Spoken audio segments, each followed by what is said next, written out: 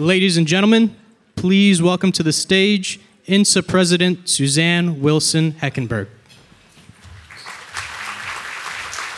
Good morning, everyone. It's so much easier getting folks to quiet down after coffee versus our evening events after a couple of drinks. So I appreciate that we didn't serve mimosas and Bloody Marys this morning, but you never know. So welcome to our 7th annual the new IC Symposium. I hope you all enjoyed the networking breakfast. There's going to be plenty of time for networking between the sessions and then a reception this evening as well. We have a full day ahead of us featuring an incredible array of speakers who will share their perspectives and hard-earned career insights. But before we jump into our program, I would like to thank our sponsors for undertaking support of this program. A heartfelt thank you to Ariel Secure Technologies, Amazon Web Services, GDIT, Google for Government, LMI, Lockheed Martin, Mantech, Riverhawk Consulting, and Sim Software. Please join me in a round of applause. And a special thank you to our supporting partners, the amazing women of the IC, better known as AWIC, Clearance Jobs, and the Iron Butterfly Foundation. We are delighted to have some members of the press here today. As a reminder, today is on the record, open to the press, and is being recorded. If you want to share your thoughts on social media, please use the hashtag #TheNewIC so we can amplify our message here today. I'd also like to give a big thank you to Toya Rich and Allie Bailey, as well as the incredible INSA interns who are all looking for jobs in the intelligence community. Allie and Toya, our events team, I don't think are looking for jobs. I hope they aren't, but the interns are. They've worked tirelessly and got up really, really early this morning, well before I was awake, to be here to make sure today goes smoothly. We want the day to be as interactive as possible, so take a moment, look around you. You'll see some people ebb and flow. I know some people are gonna sneak out today for some meetings and calls and come back in the afternoon, but make sure you make some connection amongst your fellow attendees. It's a fantastic opportunity to extend your professional network. And then when it's time for audience questions, these interns, again, who are looking for jobs in the intelligence community, will be standing around with microphones. Don't be shy. If you feel comfortable, if you have a question, feel free to give your name and your organization. Not required, but it's always nice to have a little context. For some of the sessions, we'll be taking questions on note cards as well. And the graduate student interns will also be handing out note cards, and you can find them on your table. We're gonna cover a lot of ground today. I hope you will put the notebooks sponsored by GDIT to good use. And as we planned this year's program, we thought a lot about what we wanted the focus to be. And as a team, those of us at INSA sitting around the conference room table, decided on the word intentionality. Being intentional in your career path, being intentional in your interactions at meetings, as you mentor people, and supporting your colleagues, as well as your personal relationships, as well as supporting the mission of the intelligence community. It reminded me of a talk that I attended maybe 9 or 10 years ago. It was really the first career enrichment event I had ever been to. And there was a woman who was very senior in the financial sector. She was an author talking on stage about a job she didn't get. And it was a job she didn't get, let's say, because they said she didn't know enough about technology. I'm making this up, it was 10 years ago. And she decided in every conversation for the next year, she was gonna try to work in technology, right? In any way she possibly could. And so people would start viewing her more as a technology SME. And so a year later, she interviewed for a job that had some technology related to it, and she got it. So I would encourage you all to think today, what is your one word that you want to define yourself and be intentional about? And don't be afraid to brag on yourself. It's not, you know, if it's a super positive word, you need to put yourself out there. So at the end of the day, we'll take a moment and ask a few people to talk about their word and what makes them think of that and helps define them. And I will tell you later what my word is. Hopefully listening to some of our incredible speakers will help you better define that. And with that, let's get started. Here to introduce our keynote is Yvette Cesario. She is the Director of National Security at AWS, and I'm gonna turn it over to her.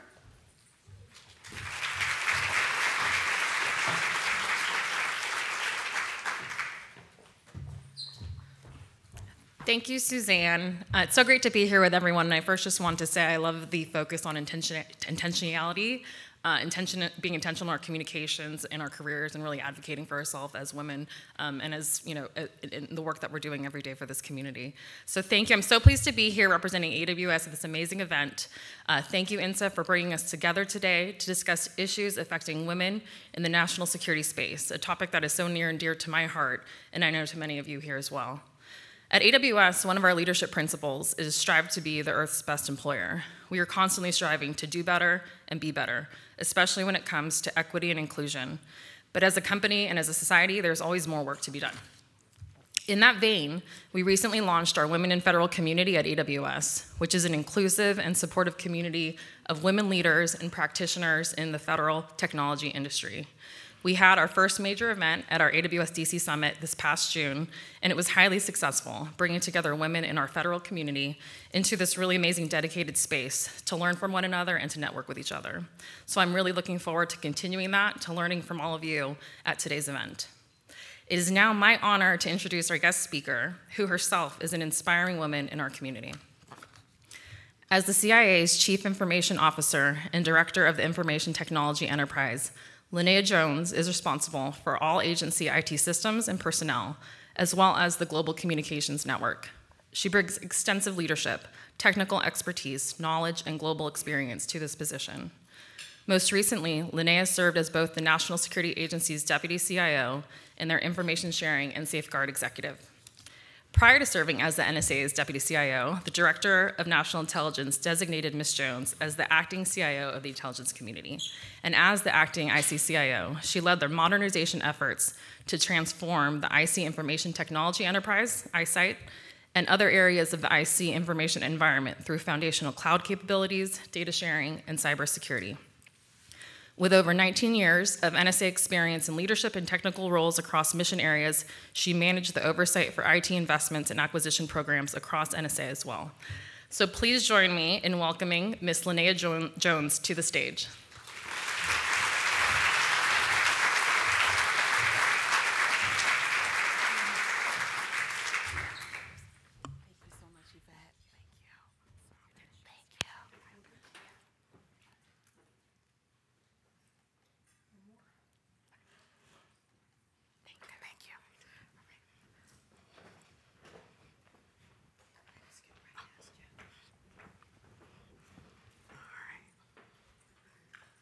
Good morning.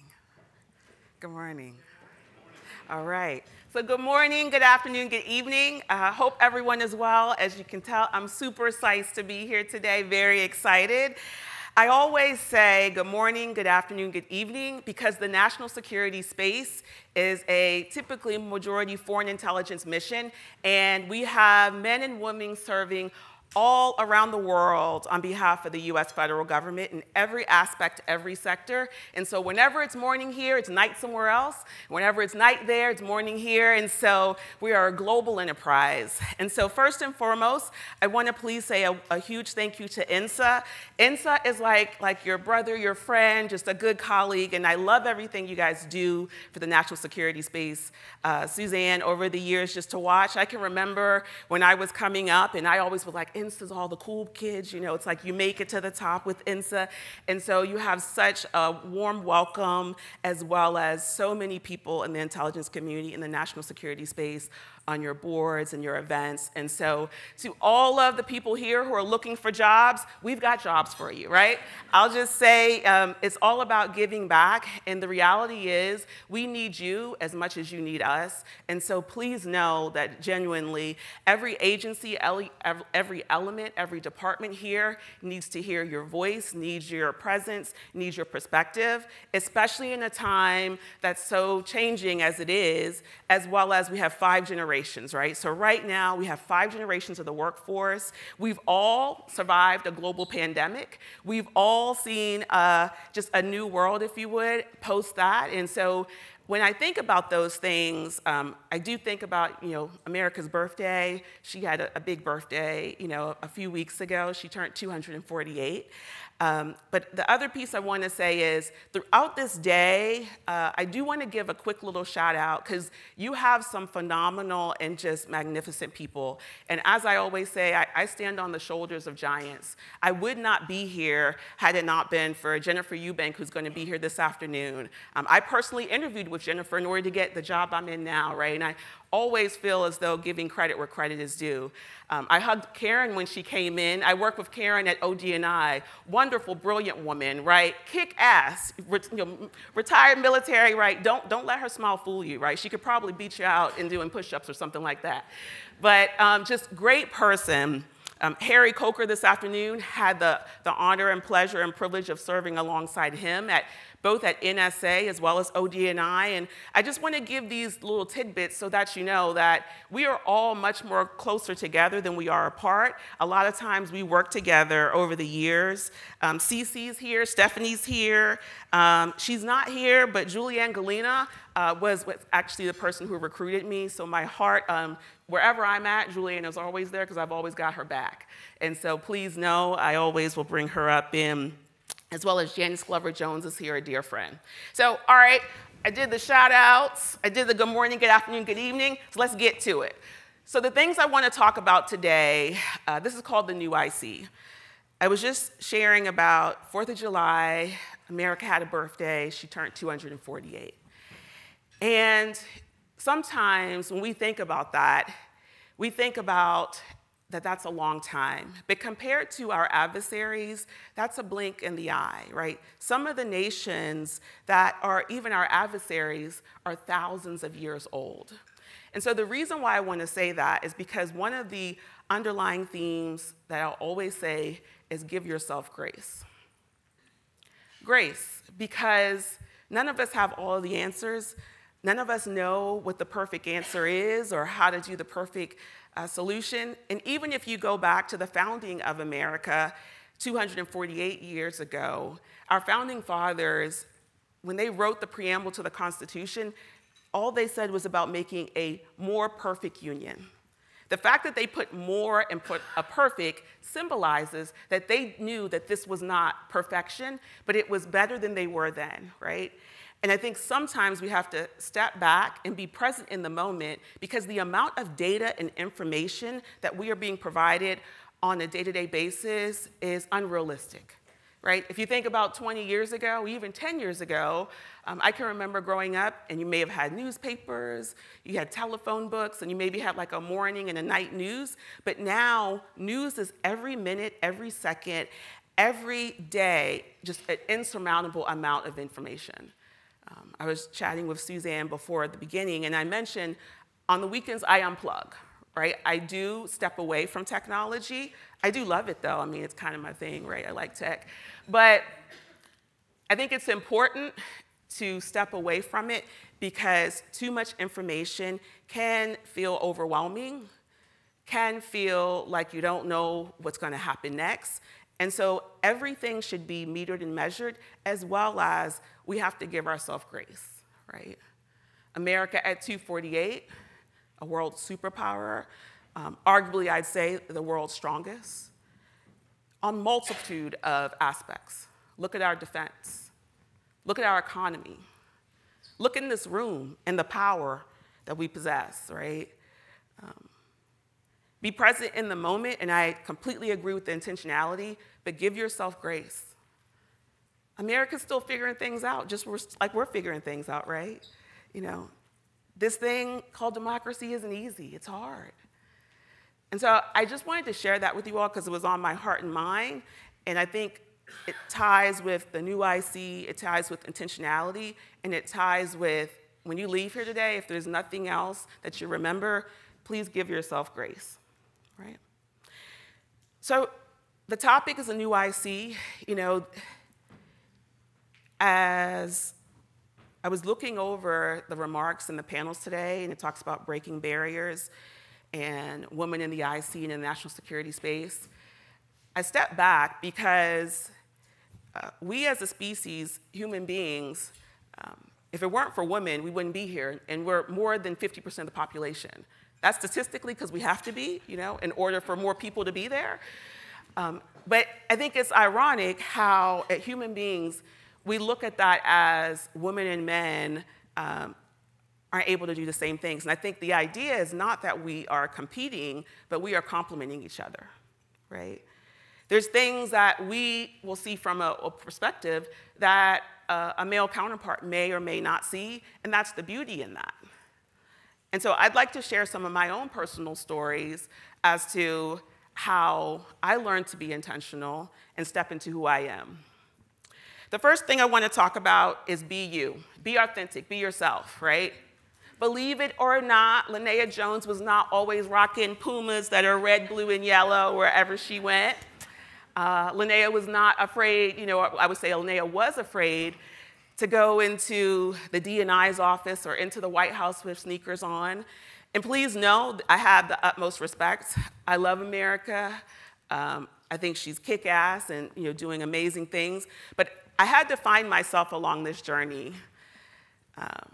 I do laugh because my bio is 19 years, and I think I'm going to stay frozen in time and never age. And so even if we get to 2030, it's still going to be 19 years. But as I was coming up, as many people here, I would go to meetings, and I would have sneakers in the car, sneakers underneath the desk, sneakers all over the place because I had multiple shoes, because I wanted to look a certain way for certain meetings, but I was human. I wanted to be comfortable as well. I will give a shout out to the women that have phenomenal gladiator calves that can walk around for hours and hours. One day I aspire to be like you, and I don't know if that's in my cards, my journey, or ministry, but hey, I'm all about you can rock it, and I look that, give that to everybody. But for me, I can remember in some of my earlier leadership and management assignments that how I was looking at other people and trying to model myself to try to fit in or to try to learn how to be like them or be them. And during the pandemic, something happened. We went virtual for 100% of our meetings. And when the pandemic happened, and it was after I was at Odin, I was at NSA, and I was like, what in the world am I wearing nice shoes for? No one's gonna see other than this, right? And so, NSA's culture, 4-star, it's very hierarchical, concrete floors. And I can remember wearing tennis shoes, and people were like, did you come to work like that today? And I was like, yep, I did. I was like, they're never gonna see it. All they're gonna see is this. And so during that time, I started to really find myself, right? And what happened in me being worried and being afraid and nervous about it was I had men and women come up to me, all ages, all demographics, and said, hey, thanks for wearing tennis shoes. Hey, thanks, I'm happy, I have a foot problem, or I can't wear heels, or I have, it was a myriad of reasons, or just thanks for being comfortable in your skin. And that encouraged me, that empowered me, and that made me think about, I want people to come who they are, be authentic, as well as to be comfortable in their own space and not be afraid to wear tennis shoes if they want to, right? Because the reality is intelligence is about speaking truth to power, right? It's about what's up here. It's about you bringing your background, your experiences, your unique, individualistic perspective to help make the mission better. And so I felt like if that was 1% of something that I could do to help inform people, to help show that, I'm a person just like you, my feet hurt too if I wear heels all day, as well as help to carry the water for others to make them more feel comfortable, I was like, hands down, I'm on it. And then I was like, well, if I'm gonna rock sneaks, I gotta jazz it up, right? I can't just wear sneaks that are hidden. I was like, no, I'm gonna have fun with it, right? And so I shared that story because I want everyone here, to not be afraid to be yourself, to be authentic. And if it's wearing sneakers or that one little thing, and the reality is, I always say it's a wellness thing too. We are so passionate about the mission, but sometimes we do not take care of ourselves, right? The reality is the mission will go on without you, right? I know we all might think we're great and wonderful, but the reality is it's all of us together working together to make it happen. And so take care of yourself, which includes your body, your feet, of course, but your family, your friends, and making sure that you're getting outside of SCIFs and seeing that there's a whole world out there too, in addition to being inside of them. The second item I want to talk about is being kind. If you were to visit me, come to my office, I have a saying that says, kindness always matters. On my monitor, I have be kind. I have one of our wonderful officers at CIA, Lavinia Wolf's Law, brought me back a magnet that said, kindness is like magic. And the reason why I say that is because life is hard. It's hard, right? It doesn't get easier, right?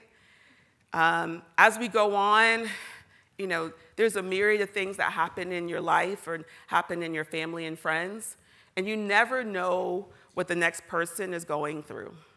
You never know what that human being has on their mind, the weights that they're carrying, the invisible challenges that they might be dealing with. Of course, we all have things that we do see, but for just as much as we see, there's just that much that we don't see, right? We're like an iceberg. And in the world, I say when people ask, you know, a normal greeting, how are you? We say fine, right? I say it's a four-letter word. There's a whole lot of other four-letter words too. But, you know, that four-letter word symbolizes that everything is okay, even if it isn't, right? And I think that it's important that we take the time to be kind to one another, to give ourselves grace, and assume that noble intent and lead with best intentions, if you would. I look at where we are. We talked about America, and we talk about the challenges. And if we also look back, during the Great Depression, and typically during our hardest times, that's when the best innovations came about. That's really when some of the things that have made us into the nation we are happened. And so that being kind is, whether it's just taking a breath, whether it's just saying hi to someone, whether it's just saying thank you, it's important. Because at any given moment, that delicate balance, if you're not, you never know how that action and that equal and opposite reaction could affect someone, right? And I think that's more important than ever now. We have 5 generations in the workforce again. We all communicate differently. We process information differently. Our nonverbals, the way that we react, the way that we respond. And so I think it's important that whatever it is, and whatever the situation and circumstance, sometimes we talk about civility, but kindness always matters. It's always important to put that in the forefront. And not just for the national security space, but for everything that we do. And I think that will, of course, transcend national security, but I think we're human beings first. The next thing I want to talk about is taking risk. I've been humbled and blessed, and I look at it as such an honor and a privilege to serve in the positions and serve alongside the people, some that I name, but many that I haven't. And what I always say is, none of us had a perfect plan or a perfect path. For every position I received, there was typically a position beforehand that I didn't receive. I can remember when I was PCS to Japan for 4 years, and I always share that before I was selected to go to Japan, I was non-selected to go to Korea. Before I was selected to go to Afghanistan, I was non-selected to go to Iraq. Before I was selected to be a myriad of positions and opportunities, there were many no's along the way.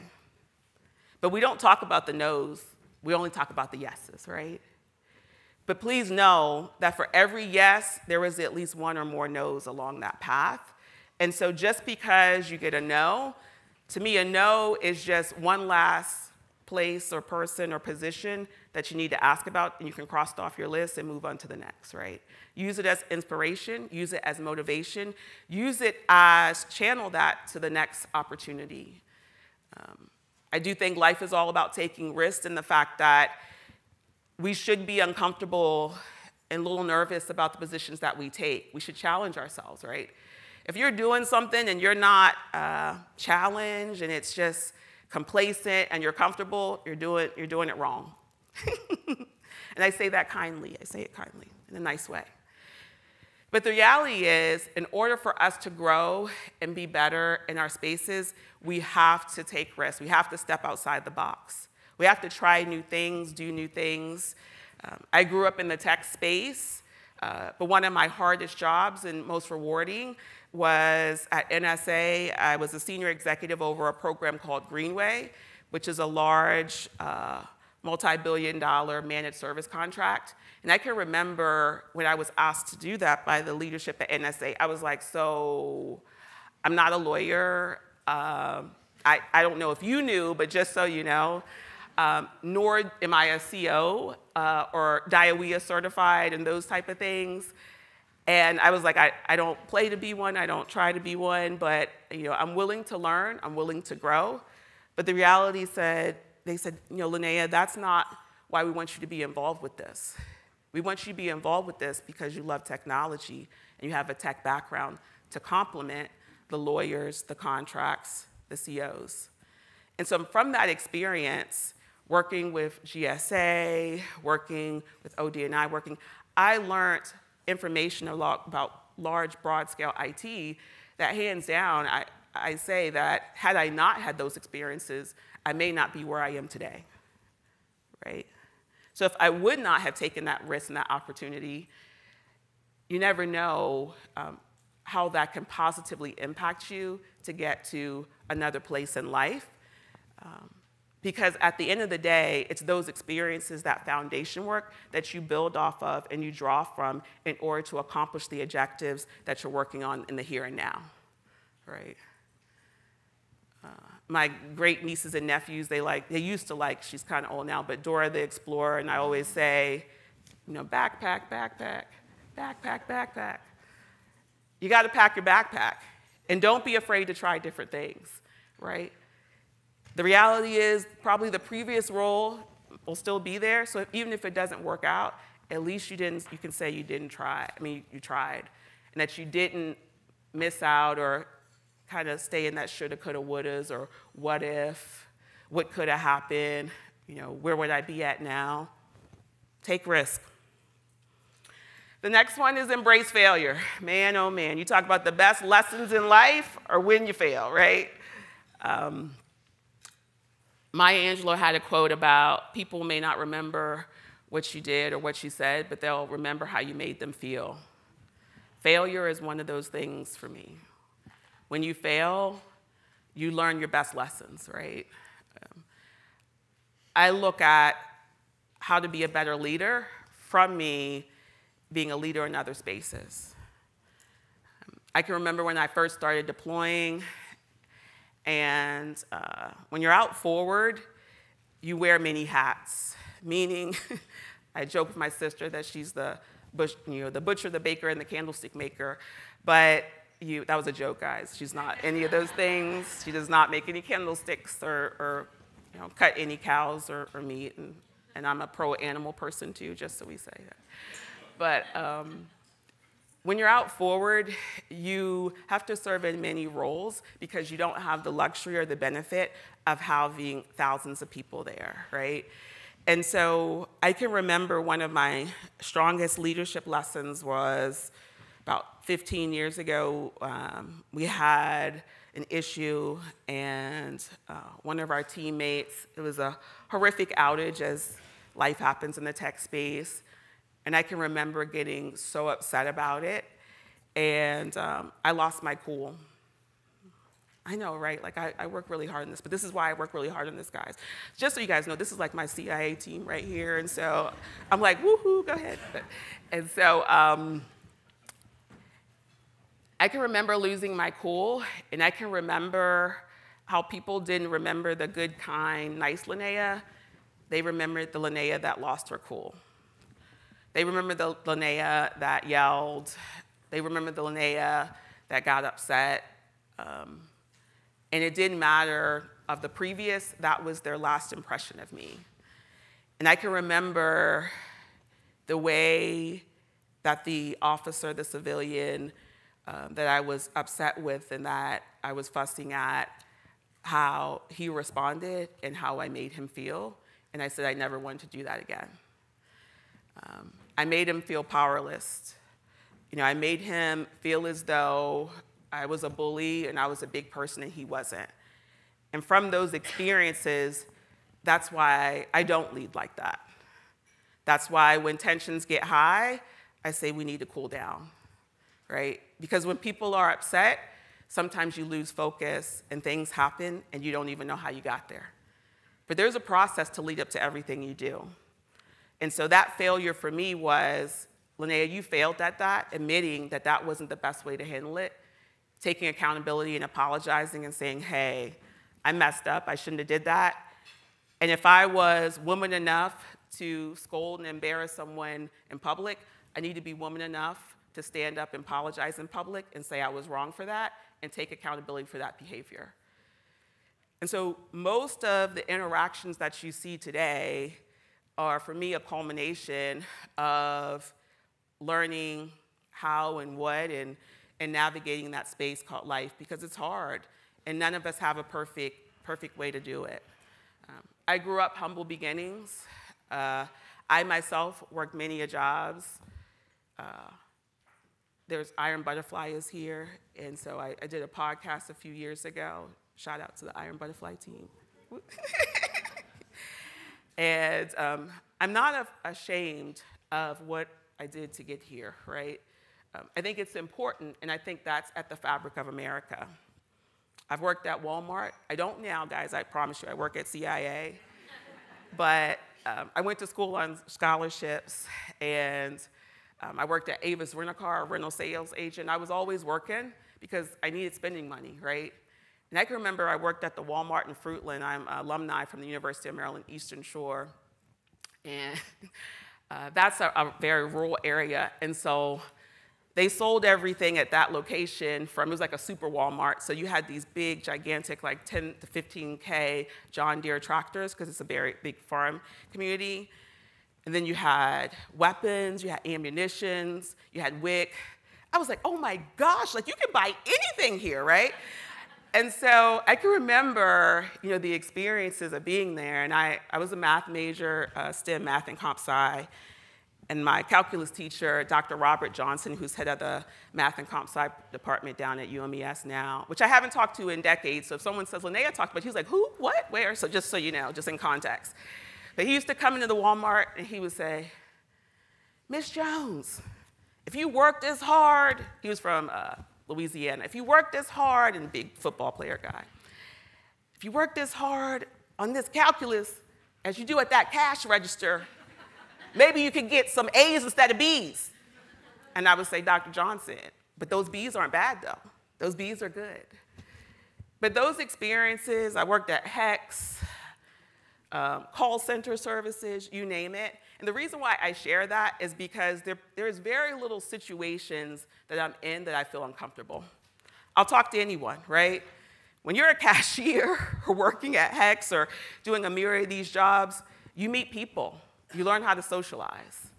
I can remember at Avis Rent-A-Car at BWI Airport, we were next to DEA, and I was like all psyched because they would do like drug busts. And I was like, oh wow, And they would like have like suitcases full of cash. I would also play with the dogs, so they had the drug sniffing dogs, and so they were adorable. But those experiences made me into who I am today, right? I'm a person just like you, trying to do one day at a time, one foot in front of the other. I grew up working hard. Whatever position I was in, my first job was at Horn & Horn, which was a Golden Corral of a different time area. It was. And I was the soup, salad, and silverware girl. I tried to go to the hot food line, but it didn't work out. I got burnt, and I got moved back to the soup, salad, and silverware. But I was very proud of that job, and it was my first job. And so I share those things because I don't want to just be the person that says it. I exemplify it, and I live by my values. And I want you to know that even if I don't say it, I've been through those experiences just like you, and there's probably more ways that we can relate than we can't. The last one, and this is the closing one, is whatever you're doing, wherever you're at, have fun. Life is short, right? None of us are promised tomorrow. You know, we think we've always got, you know, don't put off for tomorrow what you could do today, right? And enjoy yourself. If you're not smiling, if you're not laughing, I look like, you know, I feel like laughter, is the best medicine. And I'm sorry I'm getting tongue-tied because, again, it's just so humbling to be in a position as this and to be loved and to be in a space that is doing such magical and wonderful work by such dedicated and devoted people such as yourselves. And so I'm always trying to make jokes. I'm always trying to make people laugh and smile. And I want everyone here to wake up in the morning and have fun with what you do. You know, have a good time. Don't stress the small stuff, right? At the end of the day, it'll be a blink in the eye of your whole lifetime. And don't get caught up for, you know, kind of as people say, the forest for the trees. Have fun. All right, guys, I'm hoping that I can get you going for the day. And as I started, good morning, good afternoon, good evening. My last words are, of course, give yourself grace and thank you.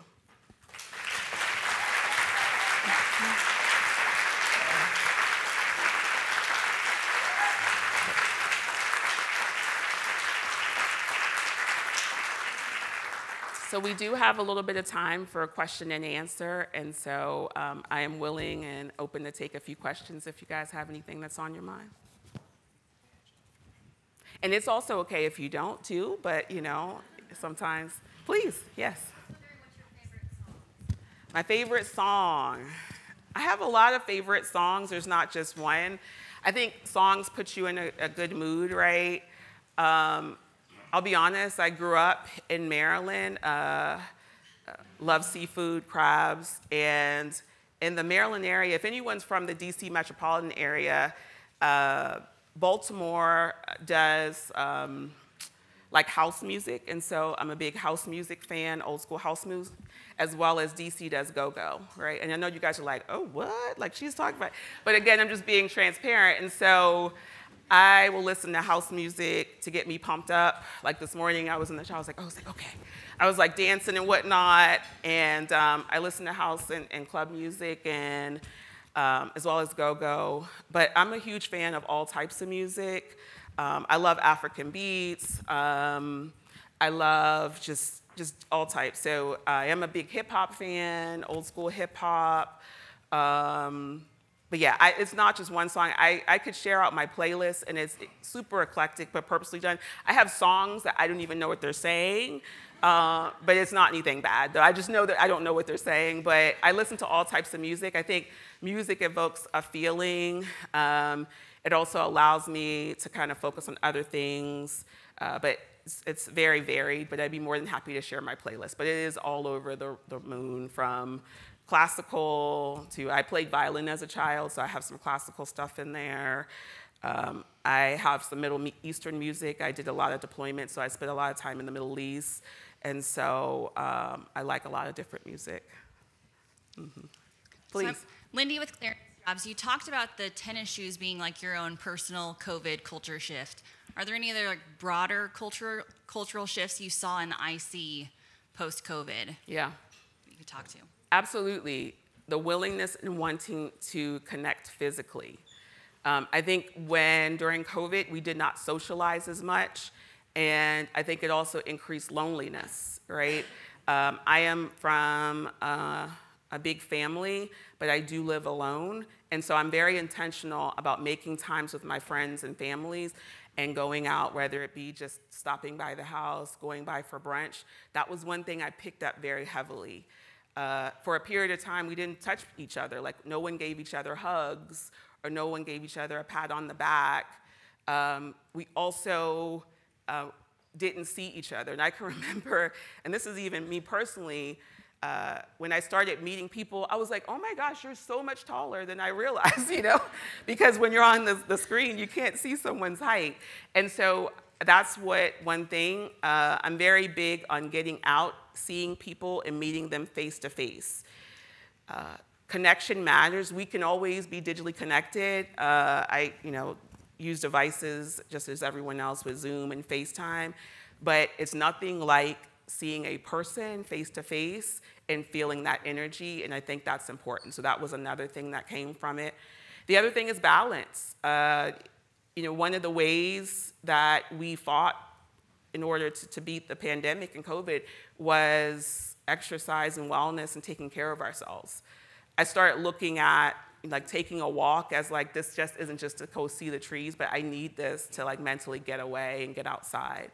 So I think along with the tennis shoes, but just more so of like being more intentional about exercise, socialization, people, and rest. We can go running at 1,000,000 miles an hour. I'm very big on winding down. Sometimes I may not answer the phone after like 9:30 or 10. Of course, I'll text my family, let them know okay, but stepping away and making sure I'm getting sleep. That's just a few. Please.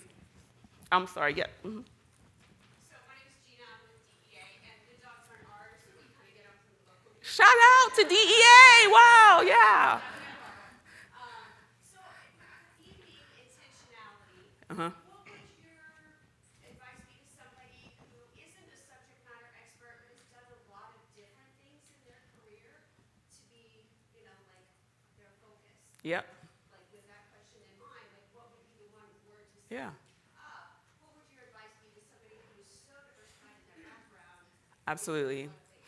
Sure, so there's a saying in the defense culture of being an inch deep but a mile wide, right? You don't have to know everything all the time. The reality is you just need to know someone, right? And so there's not a perfect subject matter expert. What I tell people is try things that interest you, that spark an interest, that you maybe have a passion for, and then learn from that. But you don't definitely have to have everything or the perfect path. I'll share, and it's not anything of a secret, but all of us, even if you look at the CIOs, we have very, very diverse backgrounds. John Sherman, who's a dear friend, who's now going down to be the dean of the George Bush School of Public Life. Shout out to John, doing big things down in Texas. But John has a history major, right? He's a huge history buff and was a phenomenal CIO. I served as his deputy, but I share that because John didn't grow up in technology, but we complemented each other because I had a passion for technology, right? All throughout every sector and field, you don't have to know that, but sometimes that's to the benefit. Like I talked about Greenway, the fact that I had never been a lawyer or done large-scale contracts actually allowed me to look at problems differently. So I share that. Don't be intimidated or dismayed because you don't have that background. We welcome, say, DEA experience. We welcome that. I didn't know the dogs weren't yours. I thought you guys had your own dogs. But I think those experiences really actually help to complement and make us better, as opposed to having the perfect position, perfect background, perfect time. All right. Quick question here. Also, thank you for coming out today, Ms. Jones. My question to you is, you mentioned earlier when tensions rise that you might need to take a step back and cool down. What does that look like, cooling down? Okay. What does that look like, cooling down? For me, it's probably typically walking away from the situation and walking out. I'll tell another story. I can remember one time I was in Iraq. I did actually make it back to Iraq. It was like on my short list because I got turned down for the job. I did go back. And my boss, my supervisor, was very upset about something, and he was yelling at me. And I shared with him, I said, his name was Ed, and I said, Ed, I can see you're getting upset, and I'm gonna step away from the situation because I don't wanna get upset, and perhaps we can reconvene. Ed proceeded, and he would say this, he proceeded to continue to yell, and I walked off. So cooling down for me is disengaging from the situation at that time. I know that's not always easy, but just stopping, right? Like if I stop talking or that, it's me probably trying to disengage as kindly as possible without someone raising their emotions or the tensions, and then reconvening. We went on and talked about it and came back, but I knew that I was feeding off of his energy, and so I knew the more that he yelled at me, the more that I was going to want to yell at him, and I also wanted to keep my job. Like, it just wasn't in the plan for me to lose my job right then, and so, but I would say cooling down sometimes is just disengaging, walking away, and then picking it back up later. Like people say sometimes when you're upset and you type up an email, they say, you know, don't send it, like give it some time, step away and come back. It's because when your emotions are driving your behaviors, you lose control, right?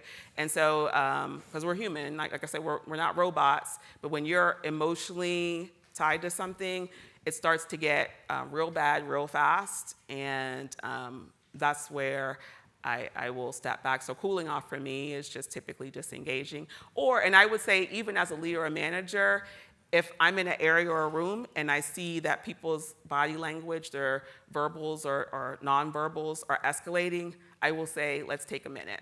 Right? I will intervene because I don't want things to get worse than they already are. So I said, I also look at that, not being afraid to say, hey, let's chill for a second, let's take a walk or talk about it, or intervene in that situation so it doesn't get worse. Does that help? Does that? Yes, it does. Thank you. My pleasure. I have one here. Hi, good morning. Hi, good morning. Thank you for your remarks, Ms. Jones. Nydia Clayton with Deloitte. Question for you. I'm curious how you respond when somebody might say, oh, she's only where she is because she's a female or because she's a black female. Yeah. Or you may get pushback if you're trying to advance a female through your organization. Yeah. How do you respond to those critics? Sure. I'll be honest, Nadia. Sometimes I just don't, right? You know, not everything is worth responding to. Yeah. We only have so much energy in a day, and I'm very mindful of not wasting my energy on things that aren't fruitful.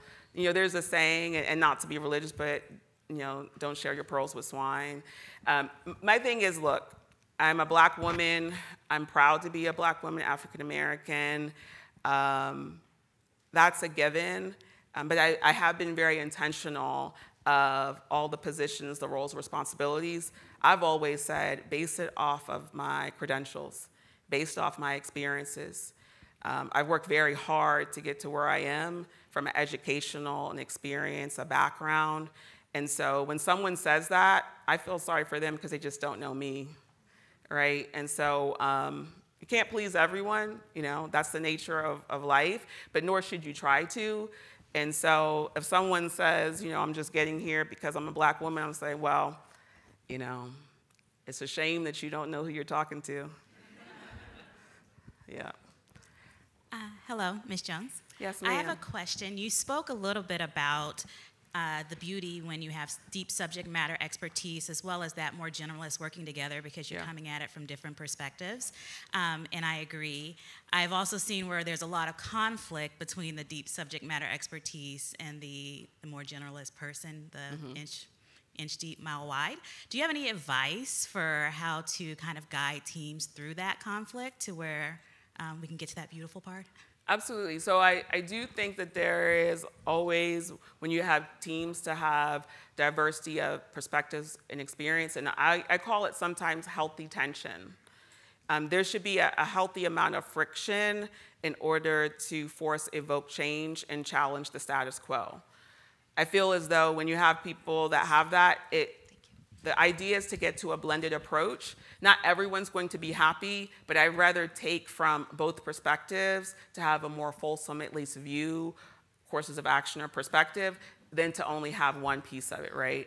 And so I do think it's, whatever the problem is, or whatever the team you're on, it's important to have deep bench subject matter expert especially for topics that may not be as easily known. You know, I think about the National Security Agency, very deep bench in cryptologic and mathematics, and that's absolutely necessary, but it's also important to work with industry and other companies that may have approached a problem from a different way, and that may do a multitude of areas to look at other ways to approach that same problem. And so when you have teams, I don't think any team should be one makeup of, you know, whether it be SMEs or whether it be, you know, people that are more holistic. I think that ideally you want a blended approach to have the most fulsome and healthy answers, right? This comes into play too when we are looking at, for instance, like artificial language and machine learning and that type of thing. The larger your sampling size, the more accurate your solution is, right? So when you're looking and working with teams and people, I think that's important. It's important to also know, and even as myself, I know my strengths, but I also know my weaknesses. Because when I recognize what my weaknesses are, then I know who else I need to surround myself with in order to complement and make myself whole, right? So I do think both are necessary in order to have a successful team. And then I look at a leader, a manager, as helping to manage that friction, that tension, and knowing that we're all human, right? So you might have very strong personalities, but the hard part of leadership is bringing out the best in each and every person and getting them to work together. All right, guys. Well, I think this might be it. I don't see a clock anywhere, but I'm getting that body language. Suzanne's like, this is it, Linnea. All right, guys. Well, thank you again.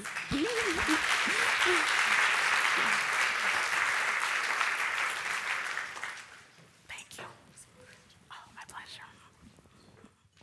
So I loved Linnea's phrase, give yourself grace and give others grace. So if I trip and fall on stage or I forget some of my remarks, just give me some grace today. So thank you, really. What a great way to start the day. So wonderful that I had the idea of inviting you to kick off today. And kudos to your team for coming out to supporting you. We really appreciate it.